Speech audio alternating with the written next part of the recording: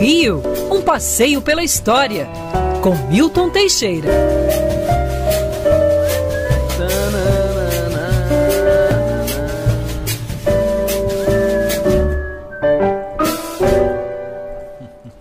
Quase petropolitano ele, hein?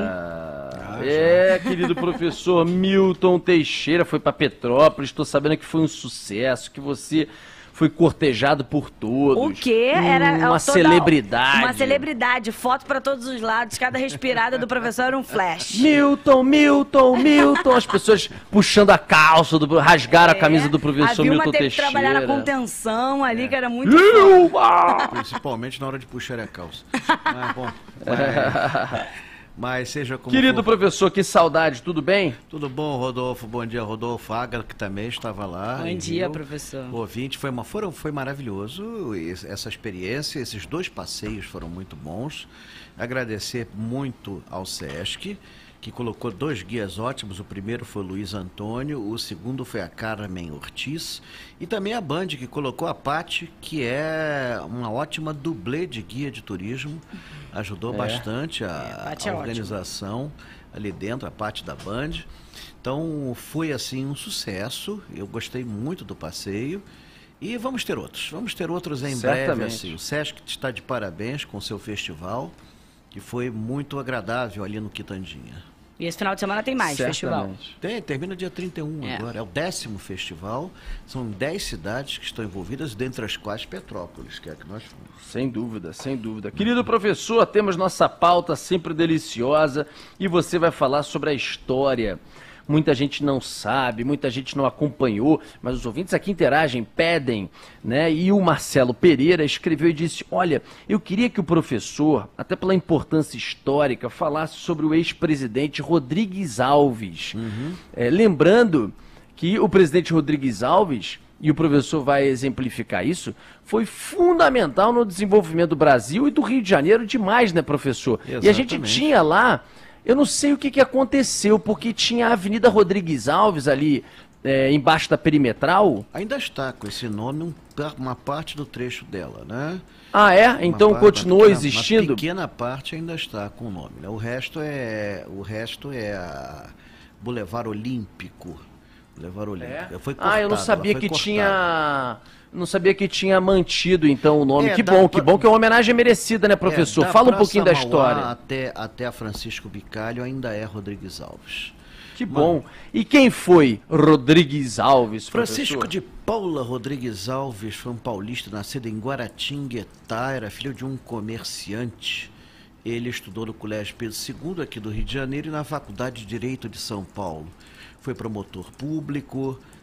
atuou diversas vezes e acabou se candidatando a deputado e aí finalmente presidente da província de São Paulo e por 2 vezes, e depois presidente do estado de São Paulo também por 2 vezes.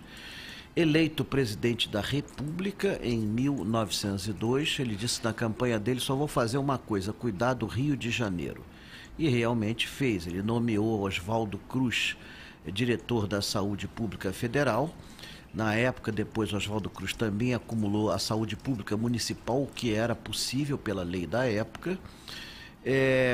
Botou Paulo de Fronten para cuidar da abertura da Avenida Central, que hoje é a Avenida Rio Branco.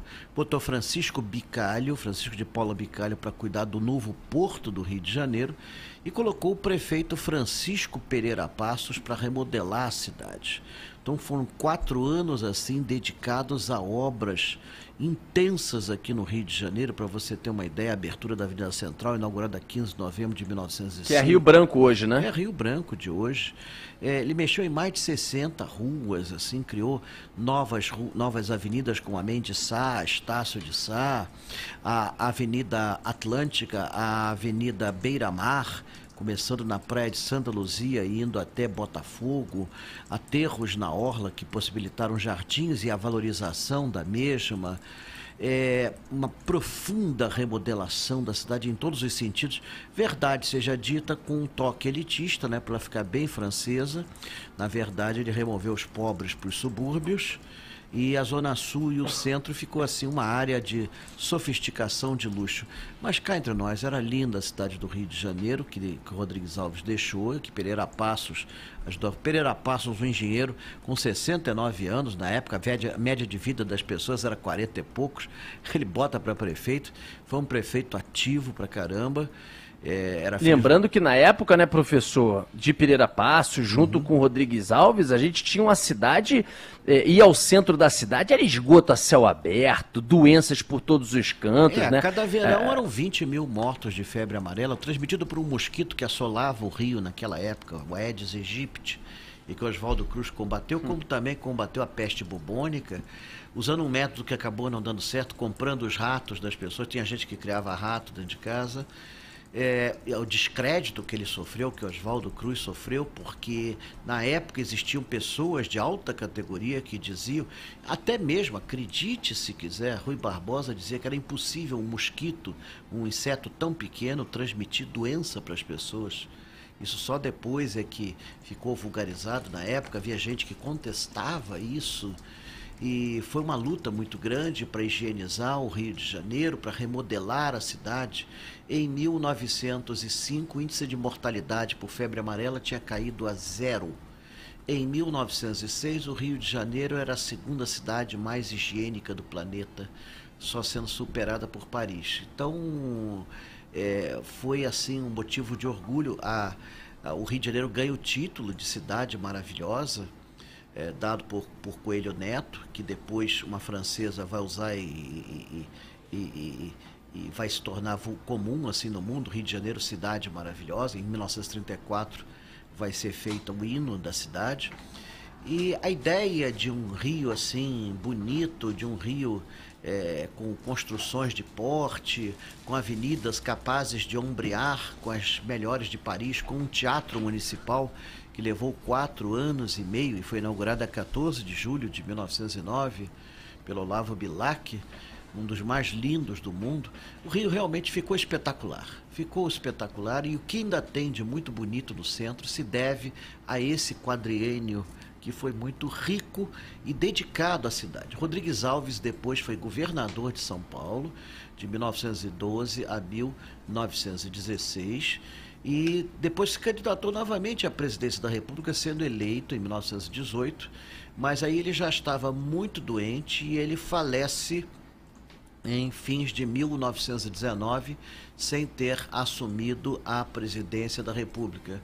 Quem assumiu foi o vice Delfim Moreira da Costa Ribeiro, que convocou novas eleições, aí sendo eleito Epitácio da Silva Pessoa, que completou o quadriênio estabelecido.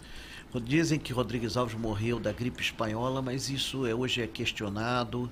Diz que isso aí foi inventado para criar o mito, que ele morreu junto com o povo e tudo mais. Mas, na verdade, naquela época, eu acabei de dizer, a média de vida dos homens era 40, 45 anos, ele vai morrer com 80, cara. Então ele já estava bem caquerado, bem arrebentado, quando foi presidente pela segunda vez e não completou o mandato. Deve-se muito ao Rio de Janeiro a ele, e merecia talvez uma avenida mais bonita do que a que está com o nome dele. Melhorou um pouquinho, né, com a revitalização do Porto, mas ainda é uma área também com muito galpão abandonado, né? Ela encolheu bastante. Agora o trecho da Avenida Rodrigues Alves é literalmente um trechinho entre a Praça Mauá até a Avenida Francisco Bicalho, que também foi outra homenagem ao engenheiro que cuidou das obras do Porto. Naquela época tinha esse negócio de concorrência, não tinha esse negócio de nada, foi entregue a uma empresa britânica. Em 1910, o Porto do Rio de Janeiro foi inaugurado, na época era um dos melhores do mundo, e ainda hoje é um dos melhores portos para você atracar transatlânticos de turismo. Não tenha dúvida, o Rio de Janeiro, a Baía da Guanabara, é um porto perfeito, criado pela natureza. Professor, a gente tem um outro assunto também aqui na nossa pauta de hoje, não tem, Agatha? Tem. Academia Brasileira de Letras, ABL, 125 anos, 125, professor. E aí eles estão comemorando o mês inteiro, né? Sim, claro, claro. A Academia Brasileira de Letras surgiu do sonho de alguns intelectuais brasileiros querendo criar uma academia nos moldes da que existia na França desde o iniciozinho do século XIX. Aliás, ela foi toda moldada no modelo francês. E que intelectuais eram esses? Nossa, Olavo Bilac, Machado de Assis, Lúcio de Mendonça, etc. Tentaram no século XIX fundar academias literárias. O próprio Machado pertenceu a uma academia, a Academia Petalógica, que reunia Manuel Antônio de Almeida, Joaquim Manuel de Macedo e outros mais, mas que teve uma duração efêmera. Em dezembro de 1896, na Revista do Brasil, que pertencia ao intelectual Lúcio de Mendonça, resolveu-se fundar a academia.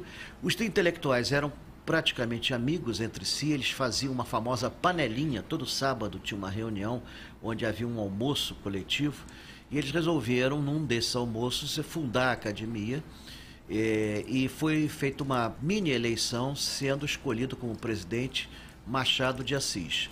E em 20 de julho de 1897 ela foi oficialmente criada, funcionando provisoriamente num prédio público da prefeitura, o Pedagogium, que era na Rua do Passeio, onde depois foi feito o Cinepax. Está lá o prédio do Cinepax. O Pedagogium não existe mais. Depois andou por Seca e Meca, inclusive no Real Gabinete Português de Leitura, e por um tempo, de 1894 até 1908, funcionou na Confeitaria Colombo, eu acho que foi o melhor de todos. E posteriormente acabou no prédio do antigo Silogeu, que era um prédio que existia na Rua Teixeira de Freitas, ali na Lapa. Em 1922, realizou-se exatamente há 100 anos atrás a exposição do centenário da independência. A França fez um pavilhão que era um verdadeiro palácio, o Petit Trianon, e graças às boas relações entre o diretor da ABL, Afrânio Coutinho, e o cônsul francês, Couty, eles conseguiram que a França doasse esse palacete à academia, que tomou posse efetivamente em 1925, depois de um imbróglio para discutir quem era o dono do terreno, e finalmente a academia se apossou dali e ficou definitivamente. Ainda é a sede oficial da academia. Nos anos 70 foi feito um prédio moderno, quando ela era dirigida pelo famoso Austregésilo. O prédio é bonitão, professor. Um prédio enorme, um prédio moderno, que ocupou o lugar de um outro palácio. É aquele prédio que permite que a academia funcione, né? Aquele prédio é que tem os escritórios que são alugados. E ali está o Centro Cultural Machado de Assis, que é muito interessante. Eles reconstituíram dentro do prédio a casa do Machado de Assis, que foi demolida. Eles compraram todos os móveis e objetos do Machado de Assis e montaram a casa dele ali dentro, com a mesa de jogos, sofá, cama, tem tudo assim, porque infelizmente não se foi possível preservar a casa do Machado, destruída pela especulação imobiliária, pura e simplesmente. Então foi terrível essa perda assim, cultural. Machado, indubitavelmente, além de ter sido o presidente mais famoso, foi também o maior escritor brasileiro de todos os tempos. Eu, pelo menos, o considero assim, e a maioria das pessoas também o considera. A academia teve assim seu momento de fama muito grande e também seus questionamentos, porque muita gente boa ficou de fora, como, por exemplo, Carlos Drummond de Andrade, como, por exemplo, Tom Jobim, Vinícius de Moraes, que nunca foram acadêmicos, nunca foram chamados, assim, e ao mesmo tempo foram chamadas pessoas que não eram propriamente literatos, como Ivo Pitangui, o Getúlio Vargas, que ao que consta não escreveu nenhuma linha, Santos Dumont, que era uma pessoa notável brasileira, mas não era propriamente um escritor. E até o próprio Machado de Assis protegeu muito o filho do José de Alencar, Mário Alencar, que não tinha escrito absolutamente nada. Você escreve alguma coisa para eu poder te colocar na academia. Então teve isso, né? A academia se justifica dizendo que é uma reunião de notáveis. Até recentemente teve a polêmica também, né, professor, de alguns imortais que foram escolhidos e que mesmo assim tem sua grande parcela de contribuição para a cultura brasileira no que diz respeito à música também, artes cinematográficas, que foi a escolha de Fernanda Montenegro e de Gilberto Gil. Algumas pessoas questionando dessa mesma maneira, né? Mas que, como o senhor citou aí no fim, as justificativas são notáveis. Seriam notáveis, mas tem muito notável que ficou de fora. E tem gente lá dentro que realmente, como José Sarney. Alguém leu Marimbondos em Fogo? Eu não li. Não. Eu também não, é. Alguém lê Não, Marimbondo. Aliás, é o acadêmico mais antigo da academia. Tá lá. Também, né?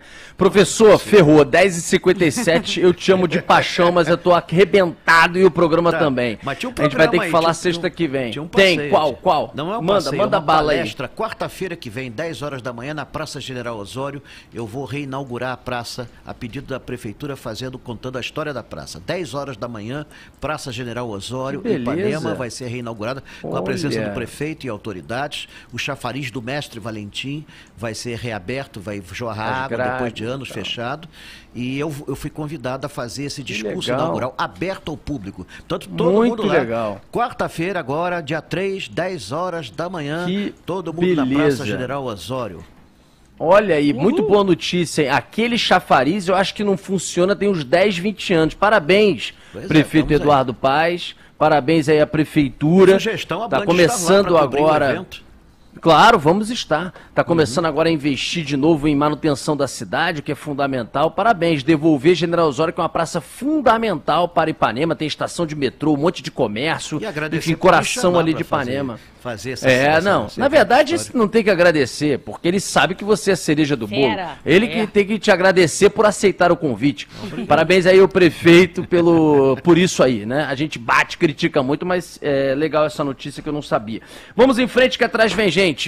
Tem um caso muito importante com o Briggs sobre uma situação envolvendo aí oncologia, câncer. A gente vai acabar de apurar fora do ar para trazer esse assunto, talvez ainda hoje, daqui a pouco na programação. Tchau, tchau, gente. Beijo, Bom fim de semana. bom final de Por falar semana. em General Osório, você sabia que o monumento ao General Osório, esse não fica na praça, né, professor? Fica no centro. Foi feito com bronze derretido dos canhões apreendidos na guerra. Hoje já não é mais, porque furtaram, né? E aí tiveram que recolocar com. E tem um detalhe, o outro monumento tem um material. erro crasso. Ah, ele deveria usar bota de cano alto, tá com sapato mocassim, porque o Osório lutou todas as guerras descalço. Aí para não botar ele descalço, botaram ele com sapato mocassim, igual o meu comprado no camelô. E hoje seria tênis Nike, sandália havaiana, qualquer outra coisa assim do gênero. E eu duvido que tenham vendido pro ferro velho o bandido que furtou pelo valor que realmente valia Roubaram a espada esse material, dele, né? Roubaram a espada dele, roubaram as grades, roubaram tudo. Professor, um beijo. Até semana que vem.